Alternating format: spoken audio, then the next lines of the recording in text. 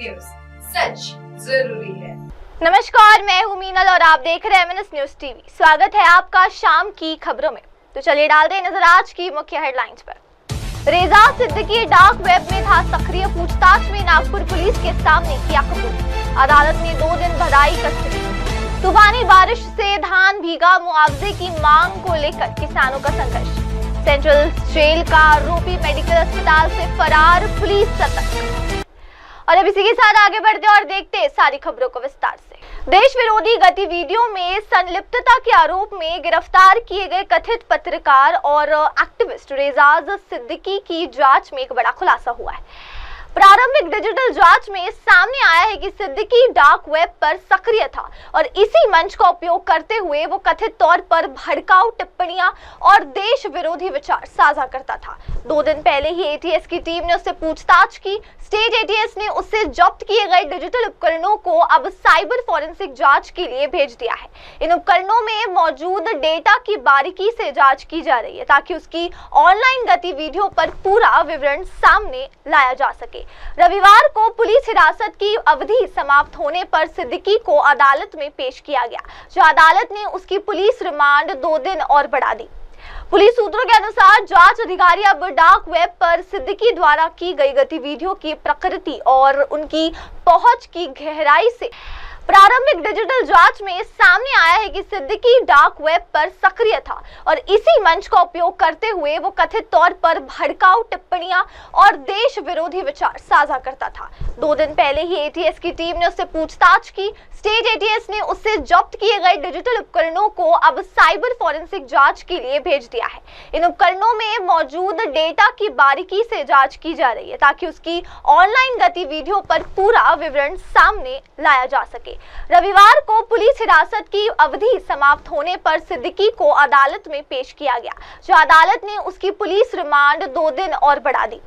Police सूत्रों के अनुसार जांच अधिकारी अब डार्क वेब पर सिद्दीकी द्वारा की गई गतिविधियों की प्रकृति और उनकी पहुंच की गहराई से जांच कर प्रारंभिक डिजिटल जांच में सामने आया है कि सिद्दीकी डार्क वेब पर सक्रिय था और इसी मंच का उपयोग करते हुए वो कथित तौर पर भड़काऊ टिप्पणियां और देश विरोधी विचार साझा करता था। 2 दिन पहले ही एटीएस की टीम ने उससे पूछताछ की। स्टेट एटीएस ने उससे जब्त किए गए डिजिटल उपकरणों को अब साइबर फॉरेंसिक जांच के लिए भेज दिया है। इन उपकरणों में मौजूद डेटा की बारीकी से जांच की जा रही है ताकि उसकी ऑनलाइन गतिविधियों पर पूरा विवरण सामने लाया जा सके। रविवार को पुलिस हिरासत की अवधि समाप्त होने पर सिद्दीकी को अदालत में पेश किया गया, जो अदालत ने उसकी पुलिस रिमांड 2 दिन और बढ़ा दी। पुलिस सूत्रों के अनुसार जांच अधिकारी अब डार्क वेब पर सिद्दीकी द्वारा की गई गतिविधियों की प्रकृति और उनकी पहुंच की गहराई से जांच कर रहे हैं। और अब इसी के साथ आगे बढ़ते और देखते अगली खबर। जिले में हाल ही में आई तेज तूफानी हवा और बारिश ने किसानों की मुश्किलें बढ़ा दी है। 2 दिन पहले रात में हुई बेमौसम बारिश के कारण कई किसानों की धान की फसल खेतों में भीग गई। इससे किसानों को भारी नुकसान उठाना पड़ा। गोंदिया जिले के देवरी तालुका स्थित हरदोली गांव के किसानों ने अब अपने भीगे हुए धान को सुखाने के लिए राष्ट्रीय राजमार्ग के किनारे खुली जगह पर फैला दिया है। तेज धूप की उम्मीद में किसान कोशिश कर रहे हैं कि रबी फसल को किसी तरह बचाया जा सके और बाजार में अच्छा दाम मिल सके। किसानों का कहना है कि उन्होंने बड़ी मेहनत से धान की फसल तैयार की थी, लेकिन अचानक आई बारिश ने उनके सारे सपनों पर पानी फेर दिया। अब वे प्रशासन से मांग कर रहे हैं कि जल्द से जल्द पंचनामा किया जाए और उन्हें उचित मुआवजा दिया जाए। 2 दिन पहले रात में हुई बेमौसम बारिश के कारण कई किसानों की धान की फसल खेतों में भीग गई। इससे किसानों को भारी नुकसान उठाना पड़ा। गोंदिया जिले के देवरी तालुका स्थित हरदोली गांव के किसानों ने अब अपने भीगे हुए धान को सुखाने के लिए राष्ट्रीय राजमार्ग के किनारे खुली जगह पर फैला दिया है। तेज धूप की उम्मीद में किसान कोशिश कर रहे हैं कि रबी फसल को किसी तरह बचाया जा सके और बाजार में अच्छा दाम मिल सके। किसानों का कहना है कि उन्होंने बड़ी मेहनत से धान की फसल तैयार की थी, लेकिन अचानक आई बारिश ने उनके सारे सपनों पर पानी फेर दिया। अब वे प्रशासन से मांग कर रहे हैं कि जल्द से जल्द पंचनामा किया जाए और उन्हें उचित मुआवजा दिया जाए। 2 दिन पहले रात में हुई बस बेमौसम बारिश के कारण कई किसानों की धान की फसल खेतों में भीग गई। इससे किसानों को भारी नुकसान उठाना पड़ा। गोंदिया जिले के देवरी तालुका स्थित हरदोली गांव के किसानों ने अब अपने भीगे हुए धान को सुखाने के लिए राष्ट्रीय राजमार्ग के किनारे खुली जगह पर फैला दिया है। तेज धूप की उम्मीद में किसान कोशिश कर रहे हैं कि रबी फसल को किसी तरह बचाया जा सके और बाजार में अच्छा दाम मिल सके। किसानों का कहना है कि उन्होंने बड़ी मेहनत से धान की फसल तैयार की थी, लेकिन अचानक आई बारिश ने उनके सारे सपनों पर पानी फेर दिया। अब वे प्रशासन से मांग कर रहे हैं कि जल्द से जल्द पंचनामा किया जाए और उन्हें उचित मुआवजा दिया जाए। और अब इसी के साथ आगे बढ़ते और डालते नजर अगली खबर पर। सेंट्रल जेल नागपुर का एक आरोपी शनिवार 18 मई 2025 को मेडिकल अस्पताल से फरार हो गया। फरार आरोपी की पहचान हर्ष महेंद्र रामटेके है, जो कि महज 23 साल का है, निवासी है भंडारा का। जानकारी के अनुसार हर्ष रामटेके को इलाज के लिए मेडिकल कॉलेज अस्पताल के वार्ड क्रमांक 36 में भर्ती किया गया था। करीब 2:30 बजे वो अस्पताल से फरार हो गया। फरार होते समय आरोपी ने फिक्कट गुलाबी रंग की टी-शर्ट पहन रखी थी, जिसमें काले पट्टे थे। घटना की जानकारी मिलते ही पुलिस महकमा सतर हो गया और आरोपी की तलाश के लिए चारों ओर नाकाबंदी कर दी गई है। सीसीटीवी फुटेज खंगाले जा रहे हैं और संभावित ठिकानों पर तलाशी अभियान शुरू कर दिया गया। पुलिस ने नागरिकों से अपील की है कि अगर कोई इस युवक को देखे तो तुरंत नजदीकी पुलिस स्टेशन पर या 100 नंबर पर संपर्क करें। आरोपी को पकड़ने के लिए हर संभव प्रयास किए जा रहे हैं। और अब इसी के साथ आगे बढ़ते और डालते नजर अगली खबर पर। ट्रांसजेंडर समुदाय के लिए अलग दफन स्थल की मांग को लेकर एक बार फिर आवाज उठाई गई है। ट्रांसजेंडर नेता और ट्रांसजेंडर विकास निगम की सदस्य रानी धवले ने नागपुर में ट्रांसजेंडर समुदाय को दफनाने के लिए अलग जगह देने की मांग की। रानी धवले ने कहा कि हम 2023 से इस मांग को लेकर प्रशासन से निवेदन कर रहे हैं, लेकिन अब तक कोई ठोस कदम नहीं उठाया गया। ट्रांसजेंडरों की अंतिम संस्कार की परंपराएं अलग होती है, इसलिए हमें एक सम्मानजनक और अलग जगह चाहिए। इस मुद्दे को लेकर आज उन्होंने केंद्रीय मंत्री नितिन गडकरी और नागपुर के पालक मंत्री चंद्रशेखर बावनकुले को पत्र लिखकर मांग की है कि नागपुर में ट्रांसजेंडर समुदाय के लिए अलग दफन स्थल की व्यवस्था की जाए। रानी धवले ने यह भी बताया कि महाराष्ट्र के नांदेड़ जिले में ट्रांसजेंडर समुदाय को दफनाने के लिए अलग जमीन दी गई है, जो कि एक सराहनीय कदम है।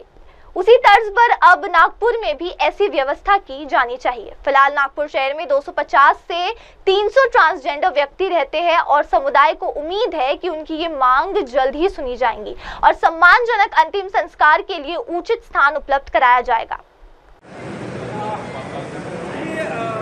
महाराष्ट्र सरकारला पत्र द्यायला आले मुख्यमंत्री, काय मागणी आहे आणि कसं नियोजन? नमस्कार, मी राणी ढवळे, किन्नर विकास बहुउद्देशीय सामाजिक संस्थेचे अध्यक्ष, महाराष्ट्र किन्नर विकास महामंडळ सदस्य। आज आम्ही नागपूर आयुक्तांना आणि आपले खासदार नितीनजी गडकरी साहेब, चंद्रशेखर बावनकुळे साहेब पालकमंत्री यांना आम्ही आज निवेदन द्यायला आलो आहे की आम्ही 2023 पासनं किन्नर समाजाच्या स्मशानभूमीसाठी व आश्रमासाठी 2023 पासनं लेटर दिलेलं आहे, निवेदन दिलेलं आहे, पण त्या निवेदनाला कुठेही आमच्या आयुक्तांनी किंवा कलेक्टरांनी कुठेही आमचा विचार केलेला नाही आहे। त्यामुळे आज आम्ही आपल्या आयुक्तालयात आज मोठी बैठक आहे, सगळे आमदार उपस्थित आहे, त्याच्यासाठी आम्ही आज साहेबांना निवेदन द्यायला आलेलो आहोत। कशासाठी वेगळी जागा पाहिजे, का आधार काय?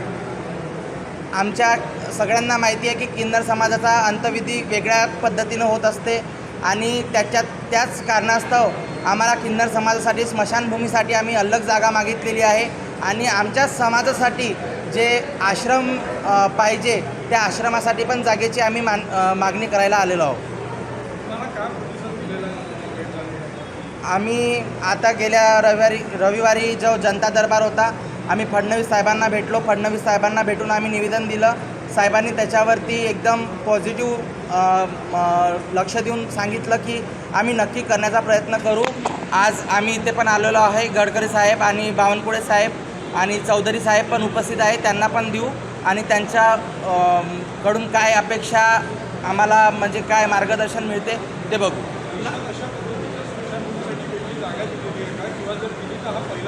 हो, याच्या आधी महाराष्ट्र राज्यात आपल्या नांदेड जिल्ह्यात जागा दिलेली आहे. जे आपले नागपूरला आता कलेक्टर आहे विपिनजी इटनकर यांच्या नेतृत्वातच कलेक्टरांनी आपल्या नांदेडला जागा दिलेली आहे. त्याच पार्श्वभूमीवर नागपुरातसुद्धा देण्यात यावी. नागपुरात किती किन्नर समाज आहे संख्या सांगते? नागपुरात कमीत कमी 250 ते 300 किन्नर समाजाचे लोक आहेत. त्यांच्यावर लक्ष ठेवून कुठंतरी त्यांनी आमचा विचार करावा. महाराष्ट्र सरकारला पत्र द्यायला आले महसूल मंत्री, काय मागणी आहे आणि कसं निवेदन? नमस्कार, मी राणी ढवळे, किन्नर विकास बहुउद्देशीय सामाजिक संस्थेचे अध्यक्ष, महाराष्ट्र किन्नर विकास महामंडळ सदस्य. आज आम्ही नागपूर आयुक्तांना आणि आपले खासदार नितीनजी गडकरी साहेब, चंद्रशेखर बावनकुळे साहेब पालकमंत्री यांना आम्ही आज निवेदन द्यायला आलो आहे की आम्ही 2023 पासनं किन्नर समाजाच्या स्मशानभूमीसाठी व आश्रमासाठी 2023 पासनं लेटर दिलेलं आहे, निवेदन दिलेलं आहे. पण त्या निवेदनाला कुठेही आमच्या आयुक्तांनी किंवा कलेक्टरांनी कुठेही आमचा विचार केलेला नाही आहे. त्यामुळे आज आम्ही आपल्या आयुक्तालयात आज मोठी बैठक आहे, सगळे आमदार उपस्थित आहे. त्याच्यासाठी आम्ही आज साहेबांना निवेदन द्यायला आलो आहोत. कशासाठी वेगळी जागा पाहिजे, काय आधार काय? आमच्या सगळ्यांना माहिती आहे की किन्नर समाजाचा अंत्यविधी वेगळ्या पद्धतीनं होत असते आणि त्याच कारणास्तव आम्हाला किन्नर समाजासाठी स्मशानभूमीसाठी आम्ही अलग जागा मागितलेली आहे. आणि आमच्या समाजासाठी जे आश्रम पाहिजे त्या आश्रमासाठी पण जागेची आम्ही मागणी करायला आलेलो आहोत. आम्ही आता गेल्या रविवारी जो जनता दरबार होता, आम्ही फडणवीस साहेबांना भेटलो. फडणवीस साहेबांना भेटून आम्ही निवेदन दिलं. साहेबांनी त्याच्यावरती एकदम पॉझिटिव्ह लक्ष देऊन सांगितलं की आम्ही नक्की करण्याचा प्रयत्न करू. आज आम्ही इथे पण आलेलो आहे. गडकरी साहेब आणि बावनकुळे साहेब आणि चौधरी साहेब पण उपस्थित आहे. त्यांना पण देऊ आणि त्यांच्या कडून काय अपेक्षा आम्हाला म्हणजे काय मार्गदर्शन मिळते ते बघू.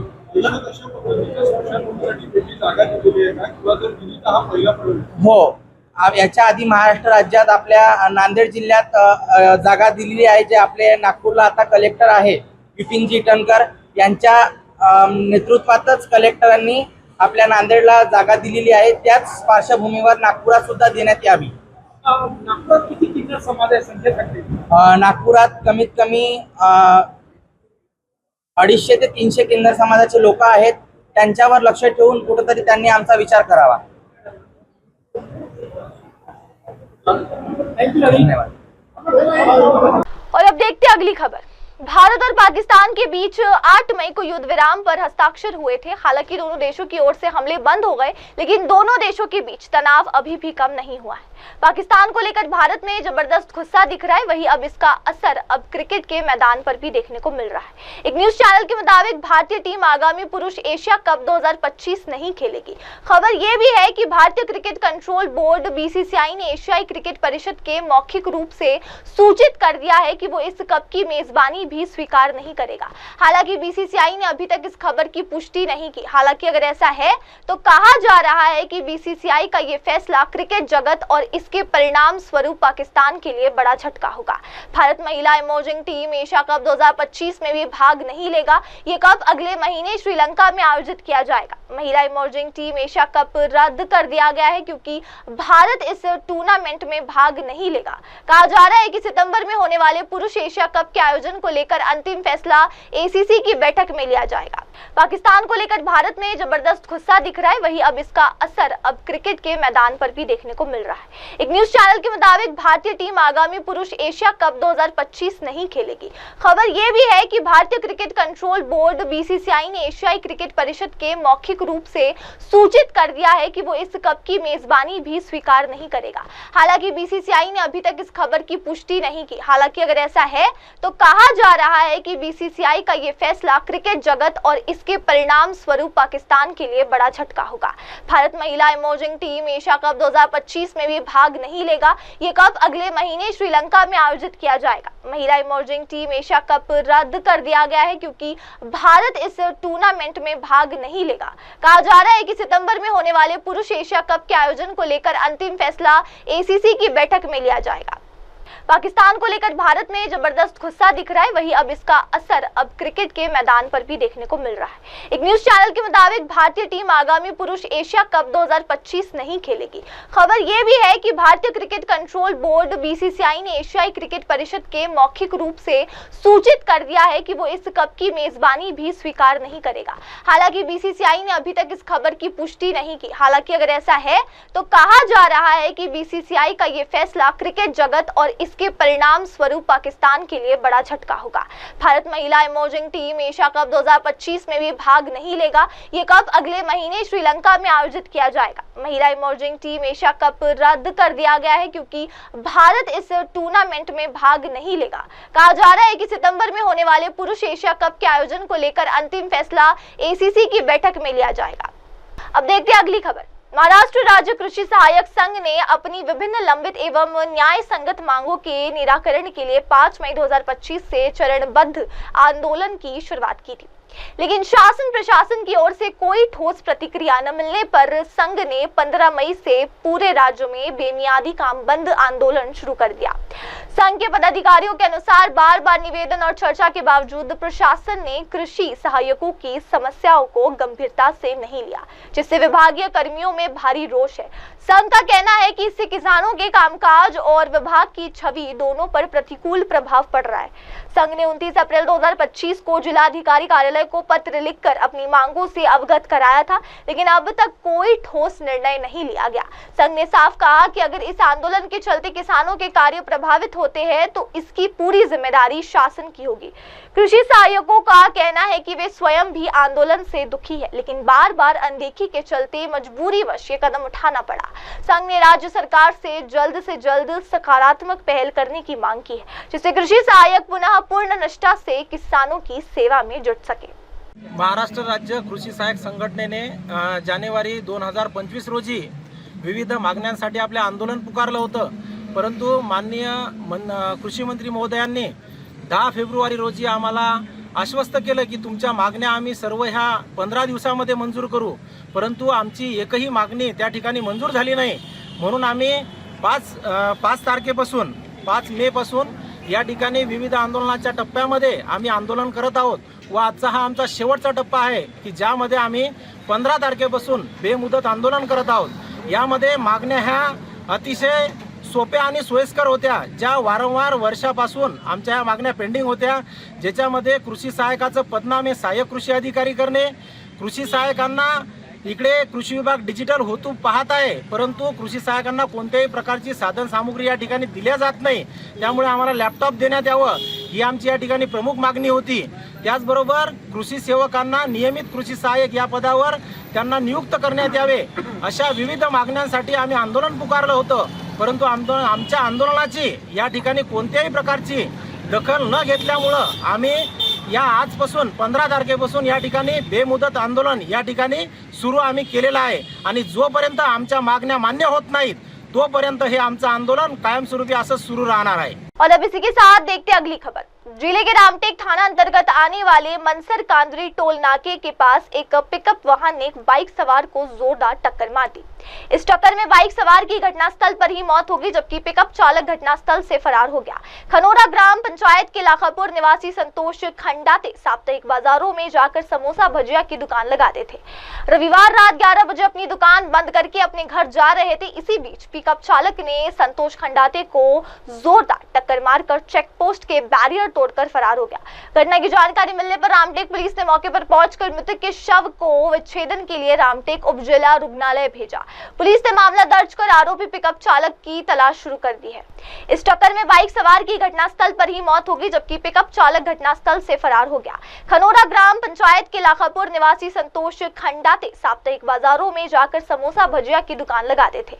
रविवार रात 11 बजे अपनी दुकान बंद करके अपने घर जा रहे थे। इसी बीच पिकअप चालक ने संतोष खंडाते को जोरदार टक्कर मारकर चेक पोस्ट के बैरियर तोड़कर फरार हो गया। घटना की जानकारी मिलने पर रामटेक पुलिस ने मौके पर पहुंचकर मृतक के शव को विच्छेदन के लिए रामटेक उप जिला रुग्णालय भेजा। पुलिस ने मामला दर्ज कर आरोपी पिकअप चालक की तलाश शुरू कर दी है। इस टक्कर में बाइक सवार की घटनास्थल पर ही मौत हो गई, जबकि पिकअप चालक घटनास्थल से फरार हो गया। खनौरा ग्राम पंचायत के लाखापुर निवासी संतोष खंडाते साप्ताहिक बाजारों में जाकर समोसा भजिया की दुकान लगाते थे। रविवार रात 11 बजे अपनी दुकान बंद करके अपने घर जा रहे थे। इसी बीच पिकअप चालक ने संतोष खंडाते को जोरदार टक्कर मारकर चेक पोस्ट के बैरियर तोड़कर फरार हो गया। घटना की जानकारी मिलने पर रामटेक पुलिस ने मौके पर पहुंचकर मृतक के शव को विच्छेदन के लिए रामटेक उप जिला रुग्णालय भेजा। पुलिस ने मामला दर्ज कर आरोपी पिकअप चालक की तलाश शुरू कर दी है। और अब देखेंगे अगली खबर। जिले के किसानों पर राष्ट्रीयकृत बैंकों का करीब 1,500 करोड़ का कर्ज बकाया गया है। कर्ज माफी की चर्चाओं के बीच पिछले वर्ष 1,29,447 किसानों ने बैंकों से लिया गया कर्ज चुकाया नहीं है, जिससे बैंकिंग प्रणाली पर भी दबाव बढ़ गया है। कर्ज की वसूली नहीं होने के कारण बैंकों ने अब किसानों को नए कर्ज देना बंद कर दिया। इसका सीधा असर आगामी खरीफ सीजन पर पड़ने की आशंका है। बड़ी संख्या में किसान इस सीजन में खेती के लिए जरूरी कर्ज से वंचित हो सकते हैं। इस साल अब तक केवल 1.5 महीने में 6,936 नियमित खाता धारक किसानों को 513 करोड़ रुपए का कर्ज वितरित किया गया। ये कर्ज सिर्फ उन्हीं किसानों को दिया गया है जिन्होंने पिछला कर्ज समय पर चुकाया था। कर्ज माफी की चर्चाओं के बीच पिछले वर्ष 1,29,447 किसानों ने बैंकों से लिया गया कर्ज चुकाया नहीं है, जिससे बैंकिंग प्रणाली पर भी दबाव बढ़ गया है। कर्ज की वसूली नहीं होने के कारण बैंकों ने अब किसानों को नए कर्ज देना बंद कर दिया। इसका सीधा असर आगामी खरीफ सीजन पर पड़ने की आशंका है।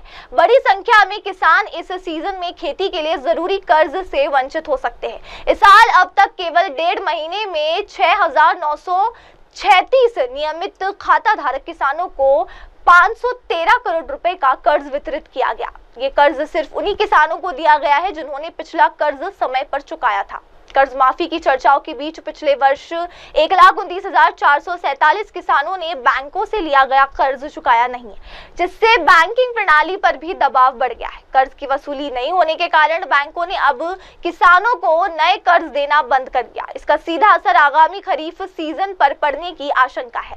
बड़ी संख्या में किसान इस सीजन में खेती के लिए जरूरी कर्ज से वंचित हो सकते हैं। इस साल अब तक केवल 1.5 महीने में 6,936 नियमित खाता धारक किसानों को 513 करोड़ रुपए का कर्ज वितरित किया गया। ये कर्ज सिर्फ उन्हीं किसानों को दिया गया है जिन्होंने पिछला कर्ज समय पर चुकाया था। अब बढ़ते अगली खबर पर। नागपुर के यशोधरा नगर थाना क्षेत्र के भीलगांव इलाके में पुरानी रंजिश के चलते एक व्यक्ति ने अपने ही साथी की चाकू मारकर हत्या कर दी। मृतक की पहचान फारूक उर्फ सोनू आमीन शेख के रूप में हुई है, जबकि आरोपी उसका दोस्त सुनील सारंगपुरे बताया जा रहा है। पुलिस ने हत्या का मामला दर्ज कर आरोपी की तलाश शुरू कर दी। पुलिस से मिली जानकारी के अनुसार मृतक फारूक को कुछ दिन पहले लकड़गंज पुलिस ने चोरी के एक मामले में गिरफ्तार किया था और वो लगभग 1 महीने पहले ही जेल से छूटा था। फारूक को शक था कि सुनील ने ही पुलिस को उसकी जानकारी दी थी, जिसके कारण उसे जेल जाना पड़ा। इसी बात को लेकर करीब 1 हफ्ते पहले दोनों के बीच विवाद भी हुआ। हालांकि तब मामला शांत हो गया था। बीती रात फारूक भीलगांव इलाके में अपने एक दोस्त के साथ बातचीत कर रहा था। उसी दौरान वहां से सुनील गुजरा और फारूक को देखते ही उनके बीच पर फिर से कहासुनी शुरू हो गई। विवाद इतना बढ़ गया कि सुनील ने अपने पास रखे चाकू से फारूक पर कई वार कर दिए, जिससे वो गंभीर रूप से घायल हो गया। वारदात को अंजाम देने के बाद आरोपी सुनील मौके से फरार हो गया। घटना की सूचना मिलते ही पुलिस मौके पर पहुंची और फारूक को इलाज के लिए अस्पताल ले जाया गया, लेकिन जांच के बाद डॉक्टरों ने उसे मृत घोषित कर दिया। पुलिस ने आरोपी सुनील सारंगपुरे के खिलाफ हत्या का मामला दर्ज कर उसकी गिरफ्तारी के लिए टीमें गठित कर दी है। बताया जा रहा है कि मृतक फारूक और आरोपी सुनील दोनों ही आपराधिक पृष्ठभूमि वाले हैं और पहले वे अच्छे दोस्त थे। इस घटना ने इलाके में सनसनी फैला दी। पुलिस मामले की गहन जांच कर रही है। मृतक की पहचान फारूक उर्फ सोनू आमीन शेख के रूप में हुई है, जबकि आरोपी उसका दोस्त सुनील सारंगपुरे बताया जा रहा है। पुलिस ने हत्या का मामला दर्ज कर आरोपी की तलाश शुरू कर दी। पुलिस से मिली जानकारी के अनुसार मृतक फारूक को कुछ दिन पहले लकड़गंज पुलिस ने चोरी के एक मामले में गिरफ्तार किया था और वो लगभग 1 महीने पहले ही जेल से छूटा था। फारूक को शक था कि सुनील ने ही पुलिस को उसकी जानकारी दी थी, जिसके कारण उसे जेल जाना पड़ा। इसी बात को लेकर करीब 1 हफ्ते पहले दोनों के बीच विवाद भी हुआ। हालांकि तब मामला शांत हो गया था। बीती रात फारूक भीलगांव इलाके में अपने एक दोस्त के साथ बातचीत कर रहा था। उसी दौरान वहां से सुनील गुजरा और फारूक को देखते ही उनके बीच पर फिर से कहासुनी शुरू हो गई। विवाद इतना बढ़ गया कि सुनील ने अपने पास रखे चाकू से फारूक पर कई वार कर दिए, जिससे वो गंभीर रूप से घायल हो गया। वारदात को अंजाम देने के बाद आरोपी सुनील मौके से फरार हो गया। घटना की सूचना मिलते ही पुलिस मौके पर पहुंची और फारूक को इलाज के लिए अस्पताल ले जाया गया, लेकिन जांच के बाद डॉक्टरों ने उसे मृत घोषित कर दिया। पुलिस ने आरोपी सुनील सारंगपुरे के खिलाफ हत्या का मामला दर्ज कर उसकी गिरफ्तारी के लिए टीमें गठित कर दी है। बताया जा रहा है कि मृतक फारूक और आरोपी सुनील दोनों ही आपराधिक पृष्ठभूमि वाले हैं और पहले वे अच्छे दोस्त थे। इस घटना ने इलाके में सनसनी फैला दी। पुलिस मामले की गहन जांच कर रही है। मृतक की पहचान फारूक उर्फ सोनू आमीन शेख के रूप में हुई है, जबकि आरोपी उसका दोस्त सुनील सारंगपुरे बताया जा रहा है। पुलिस ने हत्या का मामला दर्ज कर आरोपी की तलाश शुरू कर दी। पुलिस से मिली जानकारी के अनुसार मृतक फारूक को कुछ दिन पहले लकड़गंज पुलिस ने चोरी के एक मामले में गिरफ्तार किया था और वो लगभग 1 महीने पहले ही जेल से छूटा था। फारूक को शक था कि सुनील ने ही पुलिस को उसकी जानकारी दी थी, जिसके कारण उसे जेल जाना पड़ा। इसी बात को लेकर करीब 1 हफ्ते पहले दोनों के बीच विवाद भी हुआ। हालांकि तब मामला शांत हो गया था। बीती रात फारूक बिलगांव इलाके में अपने एक दोस्त के साथ बातचीत कर रहा था। उसी दौरान वहां से सुनील गुजरा और फारूक को देखते ही उनके बीच पर फिर से कहासुनी शुरू हो गई। विवाद इतना बढ़ गया कि सुनील ने अपने पास रखे चाकू से फारूक पर कई वार कर दिए, जिससे वो गंभीर रूप से घायल हो गया। वारदात को अंजाम देने के बाद आरोपी सुनील मौके से फरार हो गया। घटना की सूचना मिलते ही पुलिस मौके पर पहुंची और फारूक को इलाज के लिए अस्पताल ले जाया गया, लेकिन जांच के बाद डॉक्टरों ने उसे मृत घोषित कर दिया। पुलिस ने आरोपी सुनील सारंगपुरे के खिलाफ हत्या का मामला दर्ज कर उसकी गिरफ्तारी के लिए टीमें गठित कर दी है। बताया जा रहा है कि मृतक फारूक और आरोपी सुनील दोनों ही आपराधिक पृष्ठभूमि वाले हैं और पहले वे अच्छे दोस्त थे। इस घटना ने इलाके में सनसनी फैला दी। पुलिस मामले की गहन जांच कर रही है। दर्शकों, अब वक्त हो चला है एक ब्रेक का। ब्रेक के बाद लौटेंगे और जानेंगे देश विदेश की तमाम खबरें। तब तक के लिए आप देखते रहिए सिर्फ और सिर्फ एमएनएस न्यूज टीवी। नमस्कार, मैं हूं Abhishek Bachchan. Keep watching MNS news. आप देख रहे हैं एमएनएस न्यूज, सच जरूर।